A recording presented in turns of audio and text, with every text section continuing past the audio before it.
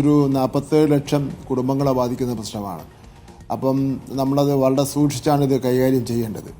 കൈകാര്യം ചെയ്യുന്നത് കുട്ടികളുടെ നന്മയ്ക്ക് വേണ്ടിയാണ് നമ്മൾ ഈ രൂപത്തിലൊരു ഈ രൂപത്തിലൊരു അഭിപ്രായ പ്രകടനം നടത്തിയത്. ഞാനെൻ്റെ ഫേസ്ബുക്ക് പേജിൽ ഇത് പോസ്റ്റ് ചെയ്യുന്നത് തികച്ചും വ്യക്തിപരമായ ഒരു അഭിപ്രായമായിട്ടാണ്. ഗവൺമെൻറ്റിൻ്റെയോ അല്ലെങ്കിൽ ഏതെങ്കിലും സമിതി ചർച്ച ചെയ്ത് അതിൻ്റെ അടിസ്ഥാനത്തിൽ ഉൾപ്പെട്ടതല്ല. എൻ്റെ 4 വർഷത്തെ അനുഭവത്തിൻ്റെ അടിസ്ഥാനത്തിൽ തോന്നിയ കാര്യങ്ങളാണ്. അതായത് ഇപ്പോൾ ഒരുപാട് രക്ഷാകർത്താക്കളും കുട്ടികളും ടെലിഫോണിലൂടെ വിളിക്കാറുണ്ട്. അവർ പറയുന്ന ഒരു 4-5 കാര്യങ്ങൾ അവർ പറയുന്നുണ്ട്. അതെല്ലാം ശരിയാണെന്ന് എനിക്ക് തോന്നുന്നുണ്ട്. ഇപ്പോൾ ഉദാഹരണം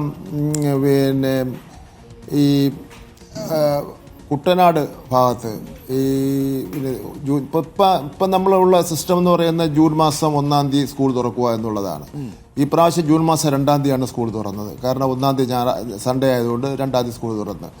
മഴ പെയ്ത് കഴിഞ്ഞാൽ കുട്ടനാട്ട് ഭാഗത്തുള്ള 6 മാസക്കാലം കുട്ടികൾക്ക് സ്കൂളുകൾ തുറക്കാൻ വേണ്ടി കഴിയാത്ത സാഹചര്യം ഉണ്ടാകും. 6 മാസം എന്ന് പറഞ്ഞാൽ കുറച്ചോളൂ, എന്നാലും അത് തുറക്കാൻ വയ്യാത്ത, അത് വേറെ ഒന്നും നമുക്ക് ചെയ്യാൻ നിവർത്തിയില്ല.